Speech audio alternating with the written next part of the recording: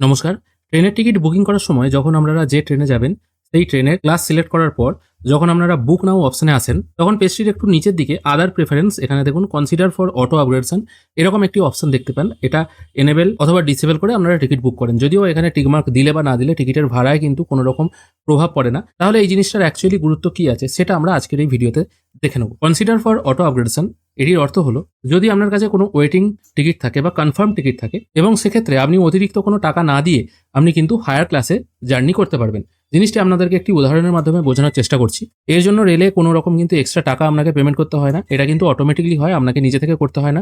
যদি এই অপশনটা এনেবল করা থাকে অটোমেটিক্যালি হয়ে যাবে। যদি এই অপশনটা এনেবল না করা থাকে তাহলে কিন্তু সেটি হবে না। ধরা যাক আপনি একটি স্লিপার ক্লাসের টিকিট কেটেছেন এবং সেটি ওয়েটিং অবস্থাতেই আছে। এই অবস্থায় দেখা যাচ্ছে ওই সেম ট্রেনে কোনো এসি ক্লাসে হয়তো সিট খালি যাচ্ছে। তখন আপনি যদি এই অপশনটাকে এনেবল করে টিকিটটা কাটেন তাহলে আপনাকে অটোমেটিক্যালি ওই হায়ার ক্লাসে শিফট করে দেওয়া হবে, মানে স্লিপার থেকে এসি কোচে শিফট করে দেওয়া হবে সেম ট্রেনে।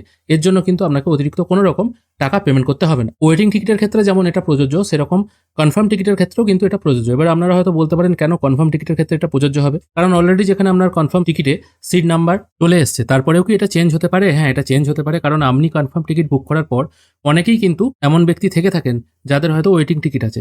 সেক্ষেত্রে যাদের কনফার্ম টিকিট আছে তাদেরকে আপগ্রেড করে দেওয়া হয় এবং ওয়েটিং টিকিট যাদের আছে তাদেরকে ওই আপনার সিটে বা যে সিটগুলো ফাঁকা হচ্ছে আপগ্রেড করার পরে সেই সিটগুলোতে তাদেরকে অ্যারেঞ্জ করিয়ে দেওয়া হয়। তাহলে ওয়েটিং এবং কনফার্ম সব ক্ষেত্রেই কিন্তু আপনি এই অপশনটাকে নিতে পারেন। এতক্ষণ পর্যন্ত সব ঠিকঠাকই আছে। ভাগ্য ভালো থাকলে আপনি হয়তো স্লিপারের টিকিট কাটলেন, আপগ্রেড হয়ে গেল, আপনি হয়তো এসি কোচে যাত্রা করতে পারবেন। খুবই ভালো জিনিস। তাহলে এর প্রবলেমটা কি আছে? যদি আপনি গ্রুপ টিকিট বুক করেন এবং সেক্ষেত্রে ধরা যাক আপনি কনফার্ম টিকিট পাচ্ছেন, সেক্ষেত্রে এই অপশনটা সিলেক্ট না করার চেষ্টা করবেন।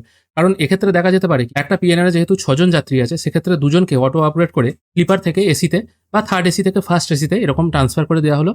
আর বাকি ফ্যামিলি মেম্বাররা হয়তো যেখানে টিকিট কেটেছিলেন সেখানেই রয়ে গেলেন। এক্ষেত্রে কিন্তু একটা ভাগাভাগি হওয়ার সম্ভাবনা রয়ে যায়। আর একটা অসুবিধার দিক এটাই, ধরা যাক আপনি আপনার পছন্দ মতো একটি সিট পেয়েছেন, সেটা জানলার ধারে হতে পারে অথবা সাইড আপার বা লোয়ার হতে পারে। এবার এখানে আপনি কনফার্ম ফর অটো আপগ্রেডেশন এই অপশনটা এনেবল করে রেখেছেন। সেক্ষেত্রেও যদি আপনাকে আপগ্রেড করে দেওয়া হয় তাহলেও আপনার পছন্দসই সিটটা কিন্তু হাতছাড়া হতে পারে। তবে এটা জানবেন, এই অপশন এনেবল করলে সবসময় আপনি আপার ক্লাসে যাবেন। মানে ধরুন স্লিপারের কেটেছেন, স্লিপার থেকে থার্ড এসিতে, ফার্স্ট এসিতে বা সেকেন্ড এসিতে গেলেন।